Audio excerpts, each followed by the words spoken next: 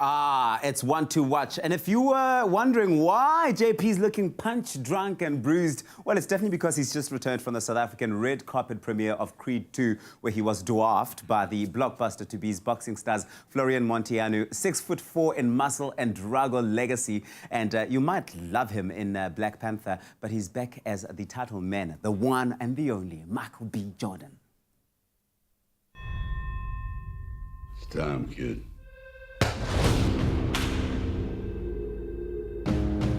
It's like nothing really matters to him right now, including me. 2015's Creed is the best boxing movie for me, hands down. Well, pardon the expression, you know what I mean. We've got Florian Munteanu, who plays our villain, the new Drago. We have the director, Stephen Caple Jr. And we have, of course, Michael B. Jordan himself, the leading man visiting us here in Johannesburg, South Africa. We're honored to have them. And tell you what, let's hear more from the undercard, that's us local South Africans, about our feelings about this legacy, this movie, and what it means to us before we get to the main show.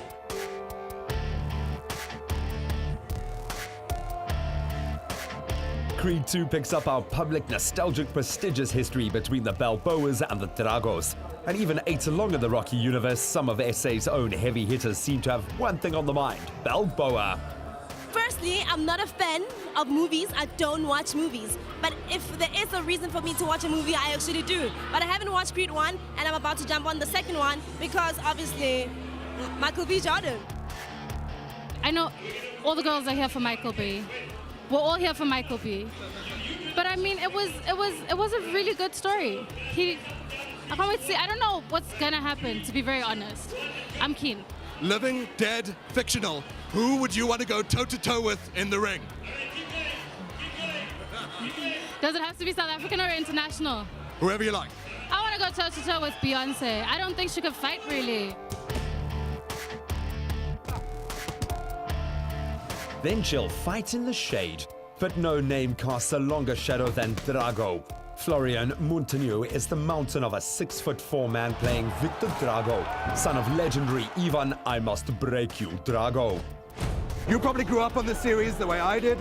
Everyone did, right? You know these names, you know Balboa. Yeah. You now know Creed, of course, because of Apollo as well. And Drago. Yeah. Man, the pressure of taking that on. Just what were some of the fears you were going through to just know that you want to get that right? Well, the thing with me is that usually I don't have a lot of fears, right? And obviously there was pressure on my shoulders, but pressure brings the best out of me. I love pressure because then, you know, I usually give on my best performances. So I knew what I had to do, and I knew that I can't let people down, and that's what I did. No pressure, JP, walk it off. And he did, in time to collect the honor of meeting the heavyweight champion of the squared circle on the silver screen, Michael B. Jordan! The stakes are different now. It is. What is on the line for Adonis Creed in Creed 2? I think it's him growing up, man. He's got a lot of unfinished business, a lot of bad blood, especially with the death of his father the way it is. So when you bring the Dragos back into the picture, he has some healing to do, and he has some maturing to do. So you kind of see him go through those struggles throughout this film. Him starting his own family, you know, becoming a father is really big. And we really want to like tie into those themes and really see how Adonis reacts. Let's talk about the chemistry between you and the incredible Tessa Thompson. Oh, Tessa's amazing. What's it like working together? No, it's really easy, honestly, with her because like she has a natural chemistry to her. She's so talented. She makes things seem very effortless. So like when we get on set, it's just like us kind of like picking back up where we left off. So it's really fun to work with her. But it was a red carpet and premiere giving a bunch of Creed-loving, lucky South Africans a swing at catching the sequel. Seems our punch-drunk public judges were unanimously positive. Why should South Africa go see this? Tell us in 2 lines. Michael B. Jordan, shirtless. I was going to say, that's 3 words and a 6-pack. And for yourself? It's an amazing film that just brings home everything about family and why family is important.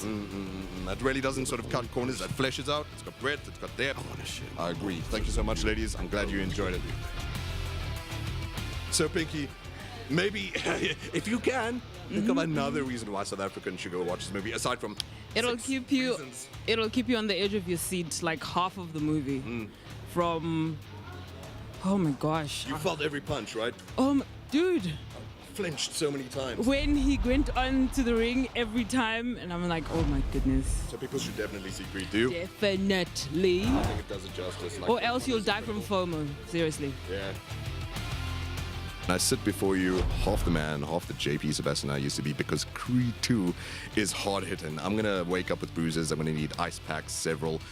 And aside from just the tactile force of the movie, it didn't even have the obligation as a sequel in a series to give the depth and the breadth that it did to just the human drama of the thing.